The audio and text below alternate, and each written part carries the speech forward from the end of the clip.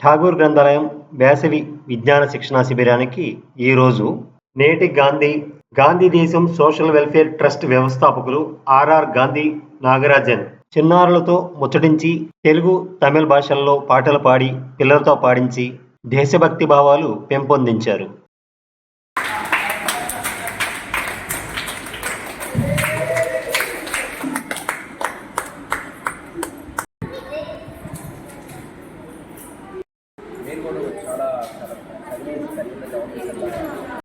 ఏం చదువుతున్నా?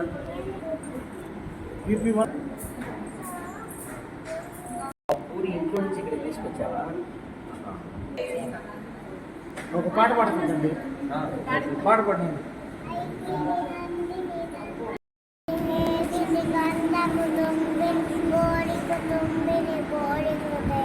సూపర్.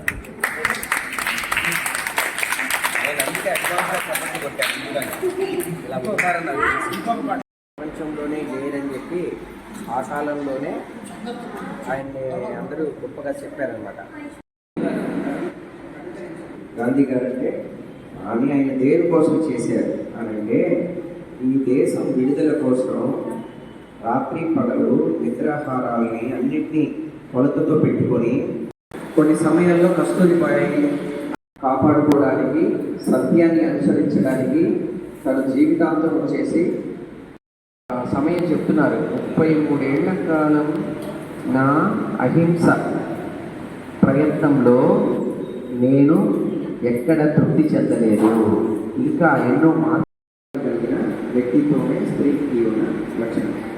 అది కాకుండా అందరికీ ఒకే రకమైన యూనిఫామ్ వేస్తే ఎలా ఉంటుంది? ఒకసారి చెన్నైలో నా పుట్టినరోజు పిల్లలందరినీ కలిసి అక్కడక్కడ వాళ్ళకి ఏం కావాలో చిన్న చిన్న భారతి, జనని, నా కూతురు, కొడుకు, ఓకేనా, ఇంకా ఉన్నారు పిల్లలు, వీళ్ళందరూ ఉన్నారు. నిదానం ఉన్నారంటే పిల్లలు చాలా మంచితనం. కానీ ఆ టైంలో ఏడుస్తారు, మొహం మార్చుకుంటారు, బాధపడతారు. ఎందుకని? అప్పుడు పెద్దలంటే ఎలా ఉంటారంటే కక్ష తీర్చుకునే వ్యక్తిత్వం వాళ్ళలో ఉండకూడదు. అది డాక్టర్ బాబాసాహెబ్ అంబేద్కర్. అది ఇప్పుడు ఇంకా రేపు కూడా అది తీరేది నాకు కనపడదు. ఆ పోరాటం గాంధీ, నాలో అంబేద్కర్. సరే, ఎవరైనా ఒకరు గొప్పగా చెప్పగలరు. మంచిగా చదువుకుంటే చాలు. చదువుకొని తల్లిదండ్రులను చూసుకోవాలి ప్రేమగా. ప్రపంచంలో మంచి సమాజంలో పేరు తెచ్చుకొని ఎవరైనా అనాథులంటే అది విసుక్కోకుండా మన దగ్గరికి తీసుకోవాలి. అలా కాకనైతే మన ఇంట్లో ఏముంటే అది వృధా చేయకుండా వాళ్ళకి పెట్టాలి. సమాజంలో మంచి పేరు తెచ్చుకోవాలి.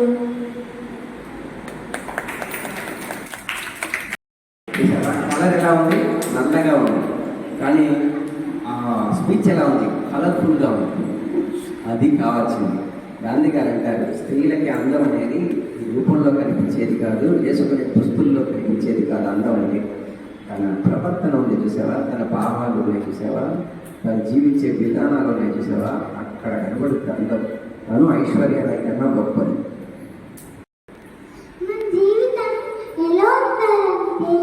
మంచిగా చదువుకొని మంచి మంచి ర్యాంక్స్ తెచ్చుకొని అమ్మా నాన్నల్ని సుఖపెట్టకుండా మంచిగా చూసుకునే వాళ్ళు నిజమైన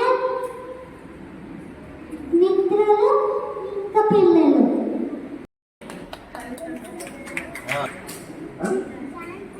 జాన్ హవి అభినందనలు. వాళ్ళు చక్కగా చెప్పారు. ఇప్పుడు నీ రూపము అందం, నీ లోపల ఉన్న మాట కూడా అందం. ఓకేనా? రెండు కలిసి. సరే, ఏం చదువుతున్నా? ఇంకా వెళ్ళలేదా? వెళ్తున్నాను. ఇక్కడే నిలబడ్డా దగ్గర ఇది నత్తలాగా ఉంటుంది కదా, దాని లోపల ఇది ఎంత ఇదిగా ఉంటుంది, ఆల్చిప్ అంటారు. అది చెప్పడం తెలుగులో రాలా. తెలుగులో కొన్ని పదాలు రావు, తమిళ్లో కొన్ని పదాలు రావు. కారణం పుట్టుక తమ్ముడు ఇక్కడ విజయవాడ, ఆ తర్వాత పెద్ద అయినాక పెరిగింది అక్కడ. మనం ఎలా జీవించాలి, మన జీవితం ఎలా ఉండాలి, పేరు ప్రజాస్వామ్యం. ఓకేనా? తెలిసింది నువ్వు చెప్పచ్చు, తప్పైతే భయపడాల్సిన అవసరం లేదు, సరిదిద్దుకుందాం. నేను బాగా అమ్మ నాన్నని చూసుకొని పెద్దగా కలెక్టర్ అయ్యి అదే నా గోల్. కలెక్టర్ అయిపోతావా? ఏదే మన ఢిల్లీ రావు గారి లాగా, మన కలెక్టర్ ఎన్టీఆర్ కలెక్టర్ ఢిల్లీ రావు గారి లాగా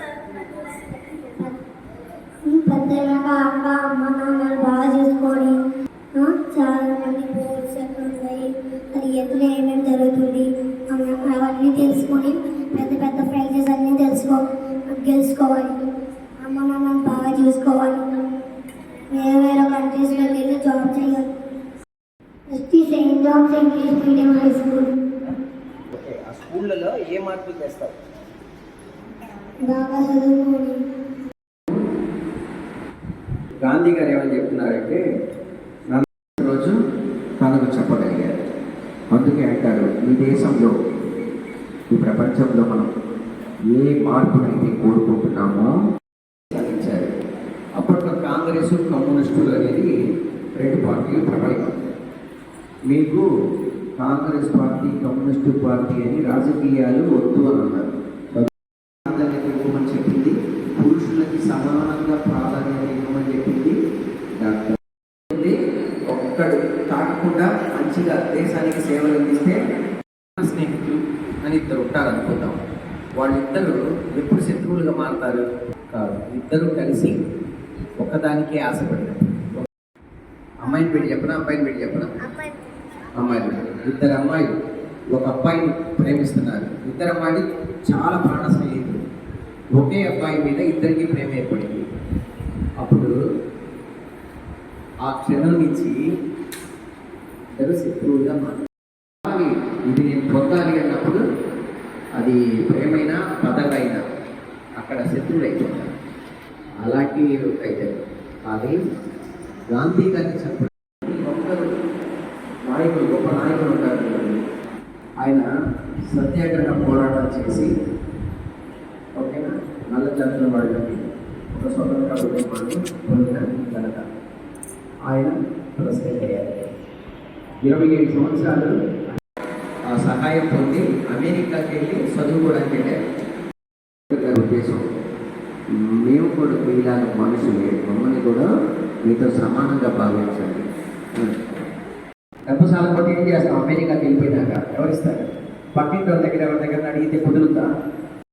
ఆస్తుల్లో కానీ అన్నింటిలో పదవుల్లో కానీ అన్ని రంగాలు ఇవ్వాలని కోరిక పెట్టారు. తన సొంత ఊరిలో ఒక 2 రోజులు తప్పని మార్చి అంబేద్కర్ గారు నిర్మిస్తున్నారు.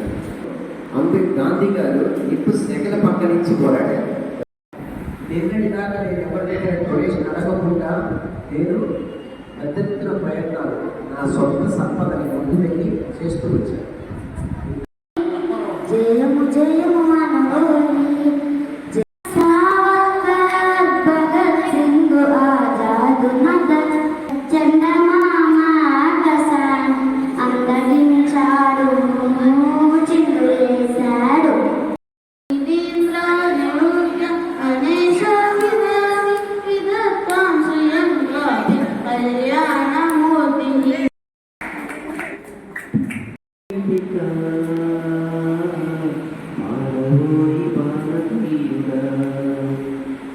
నేడే స్వాతంత్ర్యం వీరుల త్యాగఫలం, నేడే నవోదయం నీదే ఆనందం. ఆడి సాగవోయి విజయ గీతిక,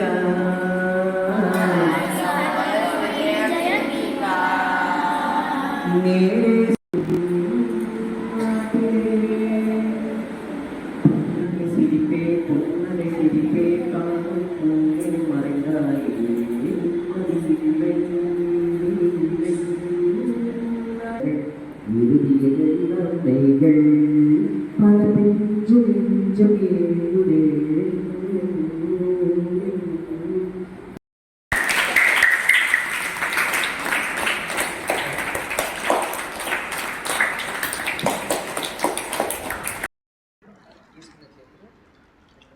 వందే మాతరం.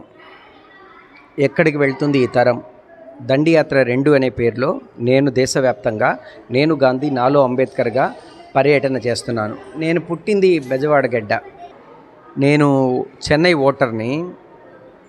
మరి తిరిగేది భారతదేశం అంతటా, కోరేది ప్రపంచ దేశ శాంతిని, అందరూ ఒక తల్లి కడుపు బిడ్డలాగా జీవించాలని, సత్యాన్వేషణ, సత్యం, అహింస మార్గం, వీటిల్ని శాంతి ఈ విధంగా మార్గానికి నేను ప్రయత్నం చేస్తున్నాను.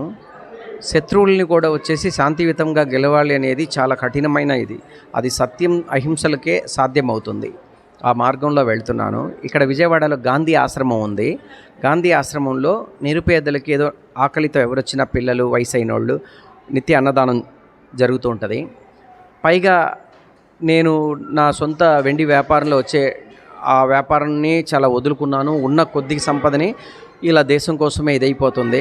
ఇప్పుడు వ్యాపార పరిస్థితి కూడా చాలా ఇబ్బందికరంగా పడింది. ఇది సేవ అనే ఒక దానికోసం వచ్చినప్పుడు అయినా కూడా ఏది ఏమైనా ఈ దేశానికి తీవ్రంగా ఏదో చెయ్యాలని, రేపటి తరాలకి ఏదో మేలు చేయాలని, మనం పీల్చే గాలి, నీరు, ఈ విధంగా వాతావరణం ఇప్పుడు కూడా విజయవాడలో కలుషితమైన నీరుతో ప్రాణాలు కోల్పోతున్నారని, దాని మీద కమ్యూనిస్టు పార్టీలు కూడా ధర్నాలు చేపడుతున్న ఒక తరుణం చూస్తున్నాము.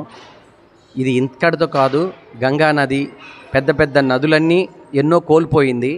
అలాంటి ఒక ఇదిలో స్వచ్ఛమైన నీరు, స్వచ్ఛమైన స్వేచ్ఛ స్వాతంత్రాలను అందించాలనే ప్రయత్నం కోసం వస్తున్నాను. అలాగా ఇప్పుడు నాకు ఇక్కడ పిలుపునిచ్చినందుకు ఈనాడు ఈ చిన్నపిల్లల మధ్యన, బాలల మధ్యన నేను ప్రతి స్కూళ్ళకు వెళ్తుంటాను, ప్రసంగిస్తుంటాను. వీళ్ళ మధ్య ఈరోజు వాళ్ళందరితో కలిసి వాళ్ళ ప్రశ్నలకి, వాళ్ళ మాటల్ని, ముద్దు మాటల్ని వింటూ వాళ్ళని ఆలకింపజేస్తూ గాంధీ గారి అహింసా సిద్ధాంతాలని, అంబేద్కర్ గారి భావాల్ని, చట్టంని, రాజ్యాంగాన్ని గురించి వాళ్ళతో మాట్లాడాను. దేశం, వాళ్ళ జీవితం ఎలా ఉండాలనే నినాదాన్ని వాళ్ళ ముందు పెట్టి ఎలా ఉండాలో వాళ్ళ చేతే చెప్పమని ఇలాంటి ప్రయత్నాలు చేశాను.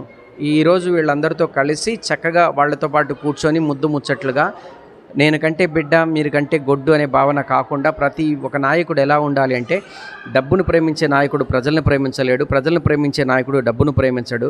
కనుక ప్రతి బిడ్డ ముద్దు బిడ్డలేనని, ఆ బిడ్డలతో చక్కగా చేస్తూ ఒక మంచి కాలక్షేపం అని చెప్పొచ్చు, మంచి ఒక ప్రయత్నంకి మార్గాలు అని చెప్పొచ్చు.